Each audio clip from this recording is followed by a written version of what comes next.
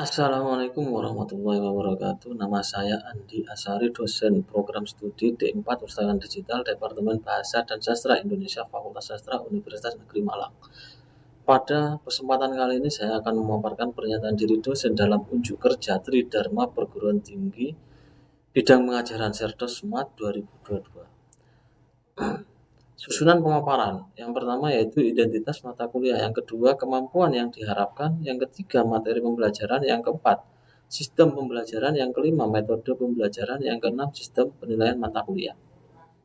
Identitas mata kuliah. Nama mata kuliah perpustakaan digital, kode mata kuliah VPUSUM 6001 semester ganjil. SKS 3. Deskripsi mata kuliah. Mata kuliah ini membahas pengertian dan konsep perpustakaan konvensional dan perpustakaan digital. Yang kedua, model perpustakaan digital. Yang ketiga, jenis-jenis layanan perpustakaan digital. Yang keempat, sumber informasi digital. Yang kelima, standar dan interoperabilitas. Yang keenam, proses alih media dari bahan tercetak ke bahan digital. Yang ketujuh, aplikasi perpustakaan digital. Yang kedelapan, infrastruktur dalam pengembangan perpustakaan digital. Dan yang terakhir yaitu keamanan dan privasi data digital. Selanjutnya, kemampuan yang diharapkan. Mata kuliah ini memiliki standar capaian pembelajaran atau SCPL, yakni mampu mengaplikasikan keahlian di bidang perpustakaan untuk mengolah informasi dan dokumen digital secara profesional, serta mengolah aset digital dan media profesional di perpustakaan, termasuk perpustakaan sekolah, berlandaskan etika digital. Kemudian capaian pembelajaran mata kuliah atau JPMK. Yang pertama, mahasiswa mampu menjelaskan konsep perpustakaan konvensional dan perpustakaan digital, keberagaman konten perpustakaan digital, pengguna dan layanan, jasa referensi virtual, digitalisasi pada teks dan image, serta audio visual. Kemudian yang kedua, mahasiswa mampu menjelaskan konsep standar interoperability, metadata, software perpustakaan digital, dan keamanan serta privasi. Kemudian subjek PMK pada mata kuliah ini yaitu yang pertama mampu menjelaskan berbagai konsep perpustakaan digital dari berbagai sudut pandang, mampu menganalisis perbedaan perpustakaan konvensional dan perpustakaan tradisional, mampu mengkaji berbagai model perpustakaan digital, mampu menganalisis jenis-jenis layanan perpustakaan digital, mampu mengkaji permasalahan prosedural digitalisasi dan pengelolaan koleksi digital, mampu memahami, menjelaskan, dan mengevaluasi proses alih media dari bahan tercetak ke bahan non-cetak atau digital, mampu menjelaskan konsep, prosedur, standar, dan menguji coba interoperabilitas. Kemudian mampu menjelaskan dan menerapkan konsep 16 elemen Dublin Core. Selanjutnya materi pembelajaran. Mata kuliah ini terdiri dari 16 kali pertemuan. Pertemuan pertama, bahan kajian konsep perpustakaan dan lingkungan digital. Pengalaman belajar, mahasiswa mengamati dan berdiskusi tentang RPS kontrak belajar dan brainstorming kelebihan perpustakaan digital dibandingkan dengan perpustakaan konvensional. Pertemuan kedua, sejarah perpustakaan digital. Mahasiswa mengamati, bertanya, dan mengutarakan pendapat terkait berbagai konsep sejarah perpustakaan digital dan telaah penerapannya. Kemudian pertemuan ketiga, kontinum perpustakaan digital. Mahasiswa mengamati dan berdiskusi perkembangan dan perbedaan antara waktu dari berbagai pakar tentang perpustakaan digital. Kemudian pertemuan keempat, Massive Digital Library. Mahasiswa mengamati, menelusur, dan berdiskusi permasalahan perpustakaan digital dengan 4MDL Community, Technology, Service, and Content. Pertemuan kelima, digitalisasi perpustakaan. Mahasiswa mengamati, menelusur, mendata, dan berdiskusi tentang tujuan dan manfaat digitalisasi perpustakaan. Kemudian pertemuan keenam, sumber informasi digital. Mahasiswa mengamati, menelusur, mendata, dan berdiskusi beragam sumber informasi digital yang disesuaikan dengan jenis perpustakaan. Selanjutnya pertemuan ketujuh, layanan perpustakaan digital. Mahasiswa mengamati, menelusur, dan berdiskusi tentang layanan virtual perpustakaan digital. Kemudian pertemuan ke-8, ujian tengah semester. Dan selanjutnya pertemuan ke-9, Bahan kajian digitasi teks dan image. Mahasiswa mengamati, berdiskusi, serta menerapkan digitasi dan kaidah pengolahan koneksi yang berbentuk teks dan gambar, serta standar luaran proses digitasi tersebut. Selanjutnya pertemuan ke-10, digitasi audio dan video. Mahasiswa mengamati, berdiskusi, serta menerapkan digitasi.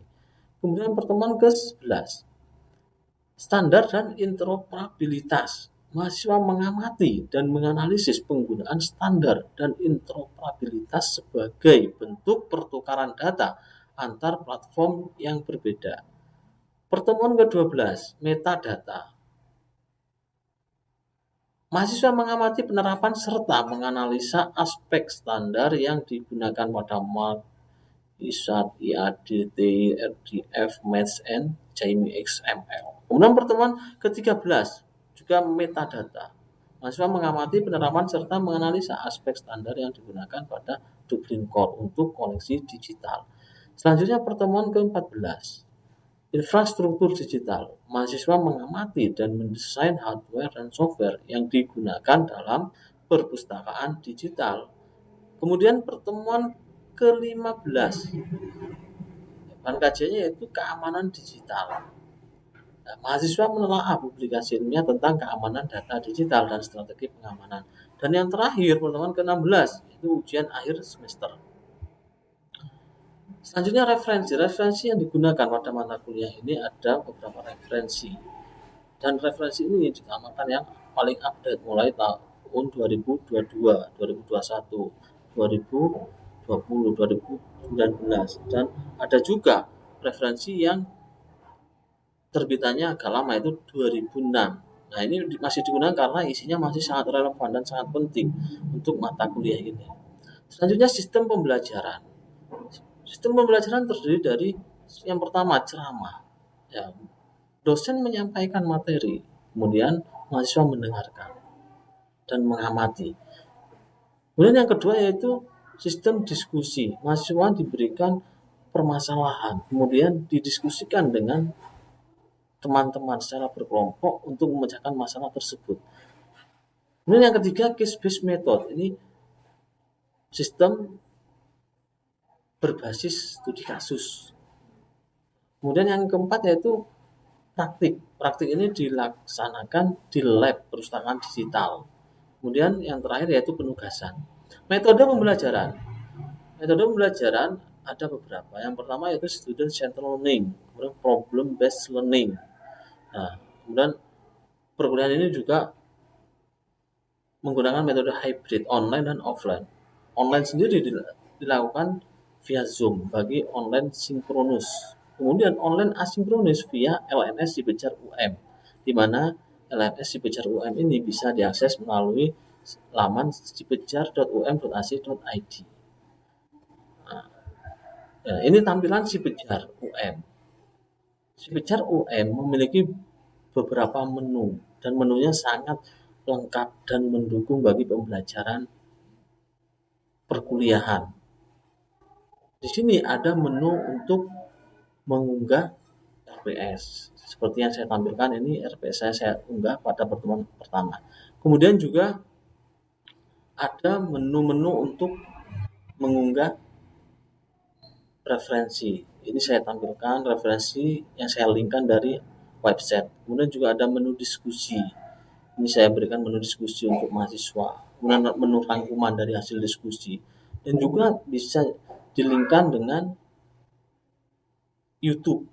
Jadi ini mata kuliah perpustakaan digital juga saya linkkan dengan tutorial yang ada di YouTube, saya linkkan kepada Cibecar. Kemudian selanjutnya itu sistem penilaian. Ringkasan jenis evaluasi. Indikator penilaian. Yang pertama itu partisipasi. Waktu penilaian setiap pertemuan, pembobotan sebesar 10%. Kemudian indikator tugas. Waktu penilaiannya itu minggu ke-6, minggu ke-7, minggu ke-13 dan 14. Pembobotannya sebesar 15%. Kemudian indikator UTS pada minggu ke-8. Pembobotannya sebesar 35%. Dan yang terakhir yaitu indikator ujian akhir semester pada minggu ke-16 atau minggu pertemuan terakhir. Pembobotannya sebesar 40%. Nah, pembobotan ini disesuaikan dengan hasil musyawarah pada pertemuan pertama dengan mahasiswa. Nah, dosen dan mahasiswa melakukan kontrak belajar dan disepakatilah pembobotan indikator penilaian dan serta pembobotannya. Ini hasil musyawarah antara dosen dan mahasiswa. Jadi mahasiswa di sini sudah menerima sistem pembobotan ini. Dan dosen juga memberikan pertimbangan-pertimbangan yang bisa mendukung proses pembelajaran. Kemudian detail komponen penilaian. Yang pertama yaitu aktivitas partisipasif. Ini mahasiswa berkontribusi dalam diskusi kelompok kecil. Ya, kalau mahasiswa itu memiliki kontribusi yang baik, maka bobot penilaiannya sebesar 10%. Kemudian tugas. Tugas ini terdiri dari beberapa tugas. Yang pertama yaitu membuat identifikasi sumber informasi digital. Yang kedua membuat identifikasi layanan dan pengguna. Yang ketiga melakukan identifikasi pengolahan koleksi audio, video, image, dan teks. Nah, ini bobot penilaiannya sebesar 15%. Kemudian ujian tengah semester, ujian tertulis, bobot penilaiannya sebesar 35%. Ujian akhir semester, juga ujian tertulis, bobot penilaiannya sebesar 40%. Penjelasan dari bobot penilaian. Yang pertama, nilai dengan huruf A. Nah, kalau diangkakan, itu ada pada kisaran 85 sampai 100. Kemudian nilai amin kalau diangkakan kisaran 80 sampai 84. Kemudian nilai B plus ada pada kisaran angka 75 sampai 79. Kemudian nilai B ada pada kisaran angka 70 sampai 74. Kemudian nilai dengan angka B min ada pada kisaran 65 sampai 69. Kemudian nilai C plus ada pada kisaran 60 sampai 64. Ada nilai C ada pada kisaran 55 sampai 59. Dan nilai D ada kisaran pada kisaran 40 sampai 45. Kemudian ada nilai E. Ini yang memiliki nilai angka di bawah 40. Oke. Mahasiswa mendapatkan nilai akhir dari kegiatan penilaian yang dilakukan di setiap mata kuliah berdasarkan kebijakan dan prosedur penilaian dari Universitas Negeri Malang. Dosen mengaku berhak melakukan penalti untuk nilai mahasiswa jika diketahui terdapat perilaku kerja yang tidak bertanggung jawab atau melanggar etika aturan yang berlaku. Kemudian mahasiswa juga berhak mengajukan keberatan dengan melakukan proses sanggah nilai sesuai dengan prosedur yang berlaku.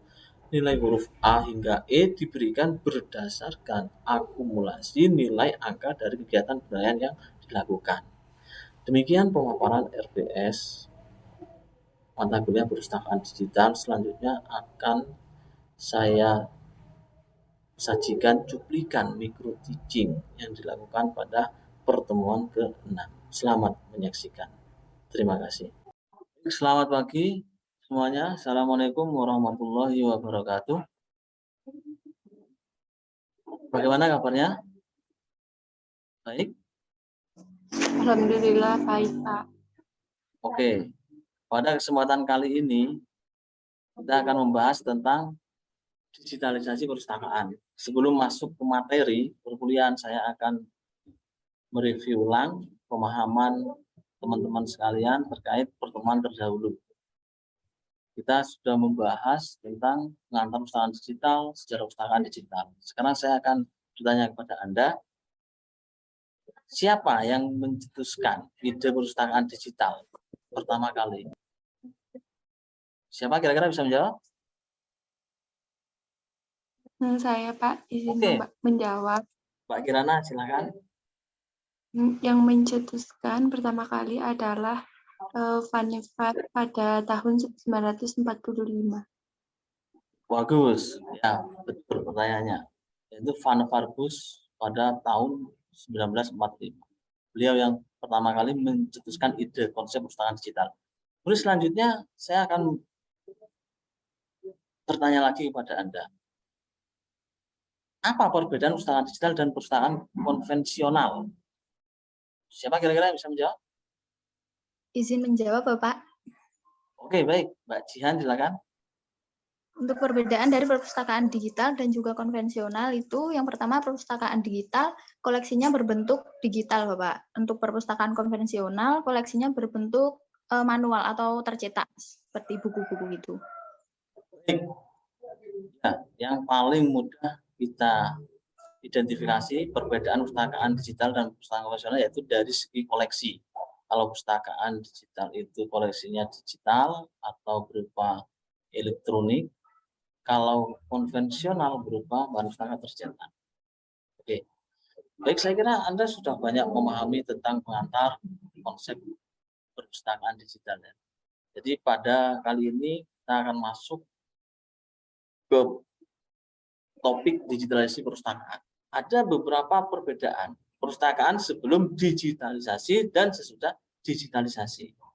Ya, sebelum digitalisasi, perpustakaan itu memberikan multi-entry service atau pelayanan yang terpisah untuk pengadaan, pengolahan, transaksi, peminjaman, ya, referensi, dan lain-lain. Tapi sudah digitalisasi, perpustakaan menyediakan one-stop service, multifungsional library serving, multitasking customer. Kemudian pelayanannya bisa full 24 jam non-stop. Ya, sedangkan ketika masih belum digitalisasi, masih terbatas pada jam. Misalkan perpustakaan buka jam 7 sampai jam 5 atau jam 4 sore. Tapi ketika sudah digitalisasi, itu sudah memberikan layanan online 24 jam. Itu hasil dari penelitian-penelitian para pakar. Kemudian unsur perencanaan perpustakaan digital. Ada beberapa unsur dalam merencanakan perpustakaan digital. Yang pertama itu manajemen perpustakaan digital. Yang kedua yaitu mengorganisasi SDM. Yang keempat mengorganisasi informasi dan sarana perpustakaan digital. Ya. Terkait dengan manajemen perpustakaan digital, maka kita sebagai calon pustakawan, sebagai pustakawan, ya, dalam memanajemen perpustakaan digital, yang pertama harus menentukan siapa yang menjadi sasaran dari perpustakaan digital. Kemudian kita list, kita riset, siapa sih pengguna kita? Siapa yang kita tuju? Apakah masyarakat akademis seperti mahasiswa, siswa, atau masyarakat umum? Kemudian yang kedua itu penetapan tujuan yang akan dicapai secara maksimal. Jadi harus memiliki tujuan. Ya. Untuk apa perpustakaan itu? Tujuan dari perpustakaan itu untuk apa? Apakah untuk membantu pembelajaran, membantu penelitian, membantu tridharma perguruan tinggi, atau yang lain. Kemudian yang ketiga itu pengadaan perabotan, perlengkapannya. Nah, perpustakaan digital ini harus memiliki infrastruktur. Ya. Kemudian selanjutnya yaitu penentuan personalia. Perpustakaan ini harus memiliki SDM. SDM di bidang masing-masing yang dibutuhkan. Nanti diterangkan. Kemudian juga harus menentukan bagaimana sistem layanan perpustakaan digital itu. Bersifat terbuka atau close, atau semi terbuka, semi tertutup, itu harus ditentukan. Selanjutnya mengorganisasi SDM. Jadi yang pertama harus mewujudkan yang namanya kesenangan. Ya. Jadi yang namanya SDM itu bagaimana cara ya pustakawan itu perlu menanamkan rasa senang akan pekerjaannya. Bagaimana pustakawan itu bisa senang terhadap pekerjaannya mengelola perpustakaan digital misalnya. Jadi ketika timbul kesenangan maka akan muncullah tercipta profesionalitas dalam bekerja. Yang kedua, cerahkan hari-hari pelanggan, hari-hari pengguna perpustakaan. Jadi pustakawan semestinya itu mampu mengubah sikap pelanggan untuk selalu berguna, bermanfaat. Kemudian yang ketiga itu siap melayani. Pustakawan harus mempunyai kewajiban untuk melayani pemustaka secara ikhlas, tanpa beban. Ini perlu ditanamkan ya. Kemudian yang keempat yaitu tentukan sikap sebagai pustakawan. Pustakawan itu harus disiplin, jujur, dan ramah. Kemudian selanjutnya itu mengorganisasi informasi dan sarana perpustakaan digital. Jadi perpustakaan digital ini harus menggunakan teknologi yang terintegrasi, terkoneksi, terjejaring. Jadi harus terjalin secara luas. Maka harus menerapkan teknologi terintegrasi. Karena perpustakaan digital ini akan banyak digunakan oleh pustaka. Kemudian yang kedua itu memanfaatkan koleksi yang mencakup data, metadata yang saling mengaitkan berbagai data, baik di lingkungan internal perpustakaan maupun eksternal perpustakaan. Yang paling penting dalam perpustakaan digital itu adalah koleksi digital atau elektronik. Ini merupakan hal penting karena apa? Perpustakaan digital itu ya isinya adalah sumber informasi, koleksi yang berbasis digital atau elektronik. Oke, karena koleksi ini penting ya, dalam perpustakaan digital, maka Anda harus tahu di mana Anda mendapatkan koleksi digital. Di sini akan saya paparkan ada banyak pangkalan data koleksi bahan pustaka atau e-book online, baik yang berbayar maupun yang free. Contoh yang berbayar, nah, Anda bisa mengakses Springer, bisa juga JSTOR, bisa juga Routledge, Taylor and Francis, Bacon. Itu banyak buku-buku berkualitas dan berbayar. Ada yang murah, ada yang mahal. Ya, tergantung jenis bukunya. Kemudian ada juga pangkalan data e-book yang free.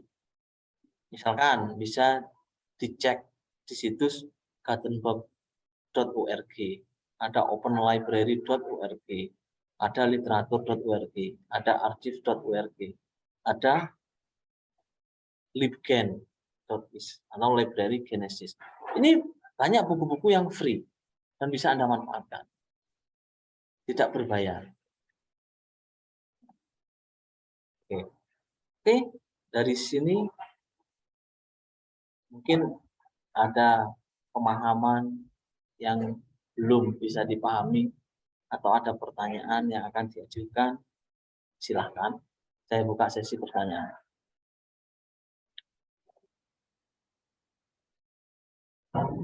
Oke, ada pertanyaan dari Mbak Marsanda. Silakan Mbak Marsanda. Ya Pak, saya bertanya, kira-kira software perpustakaan digital apa yang bisa diimplementasikan ya Pak? Terima Baik, kasih. pertanyaannya sangat menarik, sangat relevan. Jadi memang penting ya, khususnya bagi mahasiswa yang nantinya akan menjadi pustakawan harus tahu aplikasi apa, software apa yang bisa dipilih untuk diterapkan dalam implementasi atau pengembangan perpustakaan. Maka Anda harus tahu. Jadi banyak ya aplikasi yang bisa digunakan. Khususnya yang free. Sekarang banyak aplikasi free yang familiar di Indonesia seperti Slim. Ya. Slim itu free open source. Jadi bisa Anda gunakan, bisa juga Anda modifikasi. Karena sudah ada izin dari pengembangnya. Kemudian ada juga dari Perpusnas juga mengeluarkan, dari kementerian juga mengeluarkan. Misalnya ada Indislite, ini identik dengan perpustakaan sekolah. Banyak perpustakaan sekolah digital yang menggunakan Indislite. Ya, karena memang lebih mudah, ya, lebih familiar. Jadi dari menunya itu identik dengan pelajar. Lebih mudah digunakan oleh pelajar. Tapi kalau perpustakaan umum itu banyak yang menggunakan Slim.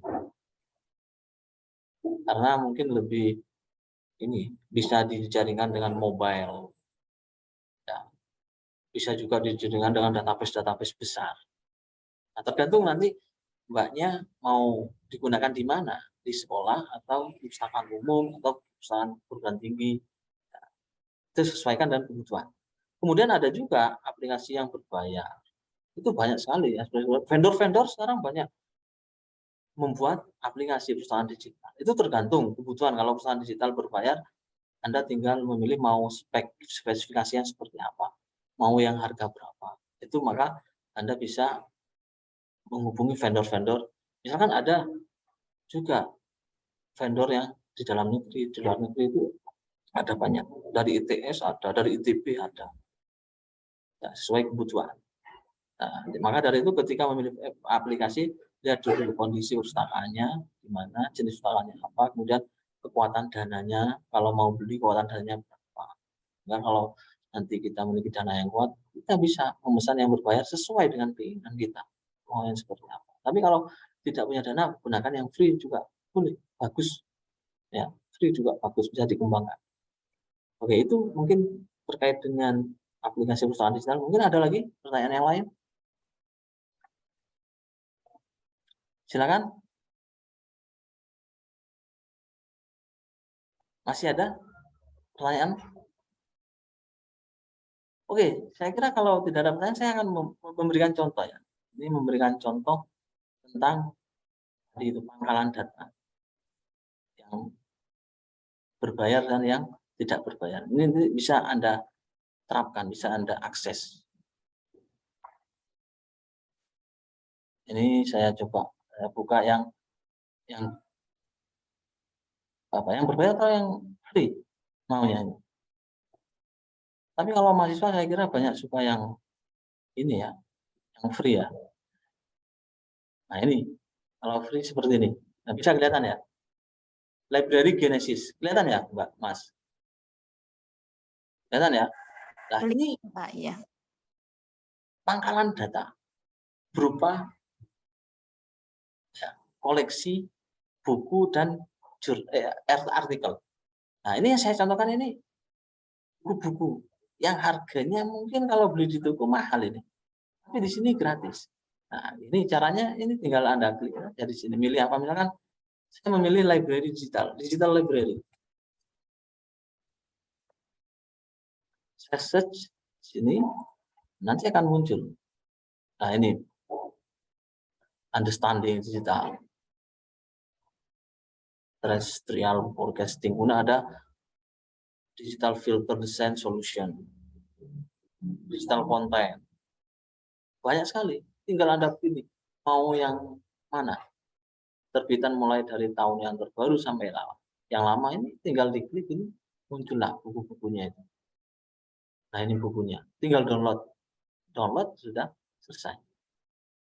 Ini buku-buku bagus dan ini free.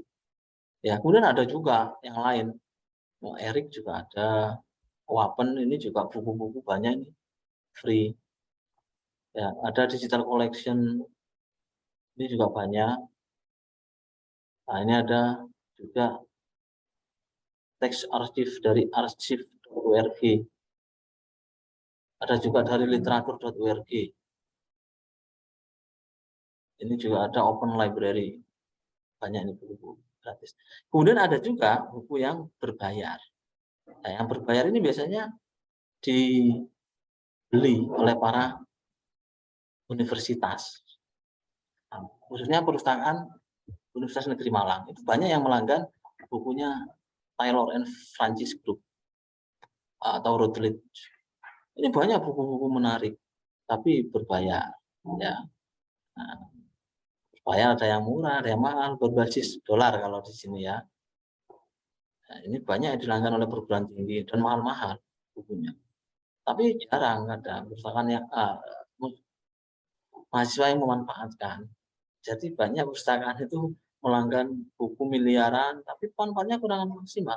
Karena lebih banyak yang menyukai koleksi berbahasa Indonesia kalau mahasiswa Indonesia.